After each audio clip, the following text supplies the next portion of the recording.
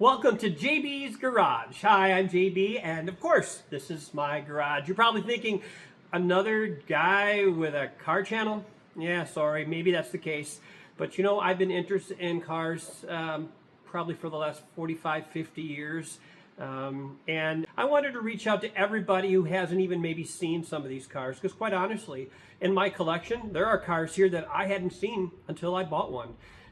So just to give you a little example of what I have here, and then we're going to talk about a little bit of my history with cars and why I'm pursuing this idea. You'll see right behind me is a 2002 Ferrari 360. You'll also see just a sliver right down there of a Alfa Romeo 4C. You'll see more of that in upcoming videos.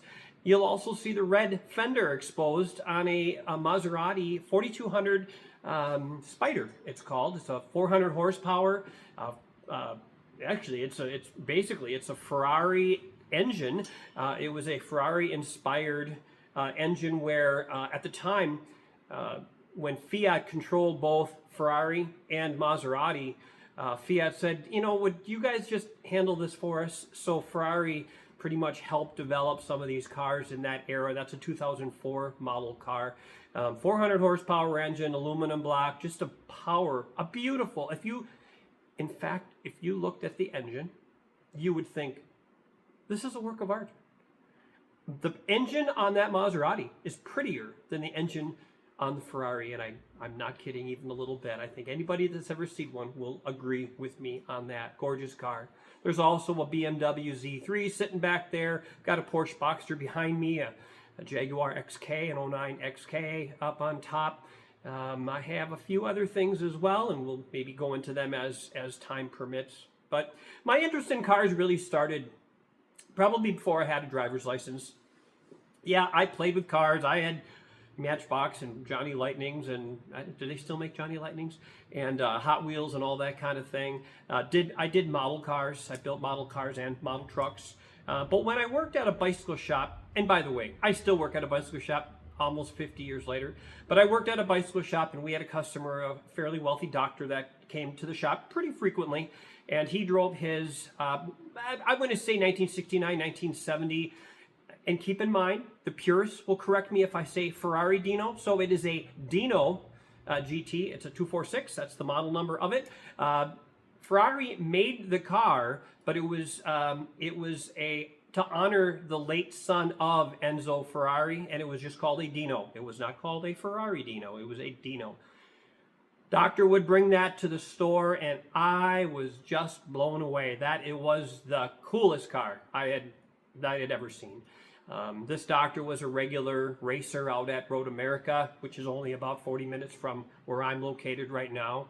And he was a character, but boy, I sure love that car. So a few years later, just out of high school, I did buy a Corvette. I bought a 73 Corvette, which I loved, obviously, at the time. When you're that age, I was just 18, and here I am already driving a pretty cool car. It was 7 years old at the time, so it wasn't even an old car.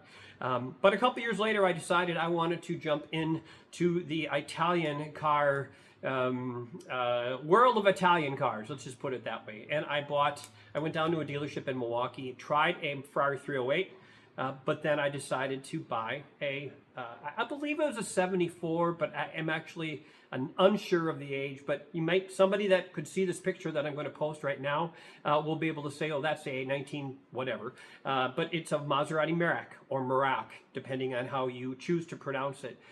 This is a 6-cylinder car, aluminum block. It was I believe a 4-speed, could have been a 5-speed, but I can't quite remember. But it was a unique little car that had these funny little struts that came down from the top of the roof down to the back, basically all the way along the trunk lid. It really wasn't a trunk because that's where the engine was, but you get the idea.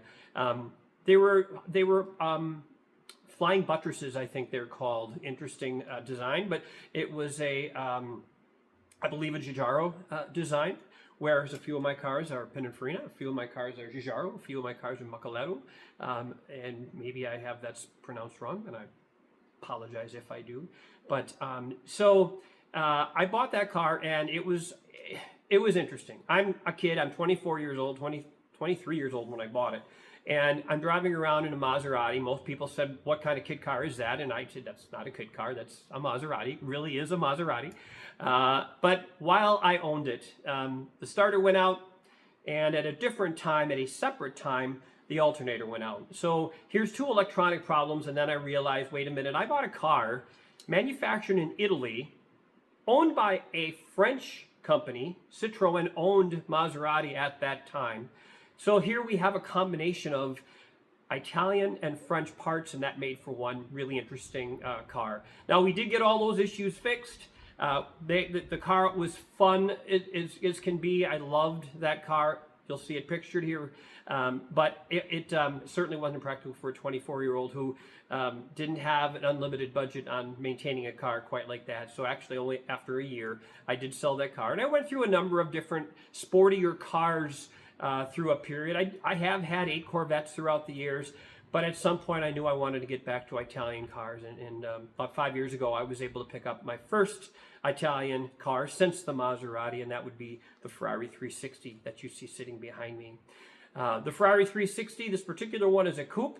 It is a 2002 model. It's a 3.6 liter, 400 horsepower, roughly, V8. This car is exceptionally nice, and of course everyone says that about their own car, but I had horror stories of what I was going to be dealing with when I bought a Ferrari, you know, the maintenance costs and all, and I did anticipate maintenance costs, so I budget for them, but I haven't had any surprises. We have had a couple little things that needed repairs. Really hasn't been an issue. I did have the belt servicing done once, and yes, that was a pricey little project, but we got that done. I have used some independents, but I have used primarily the Ferrari dealers down in the Chicago area, and I've actually used both of them, and they both serviced me well.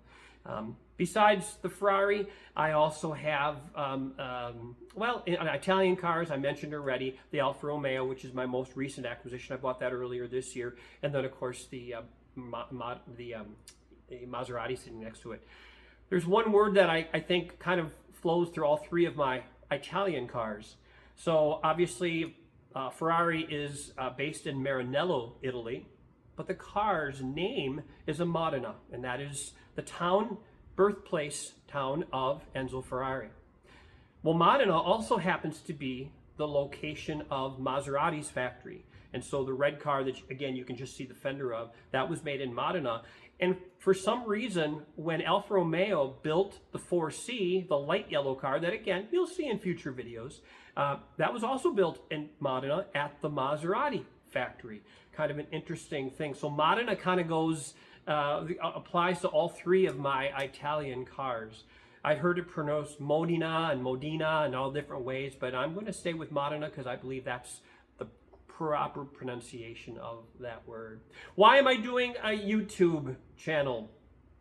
I tell you the truth, I'm trying to come up with ways of sharing my collection with others. I see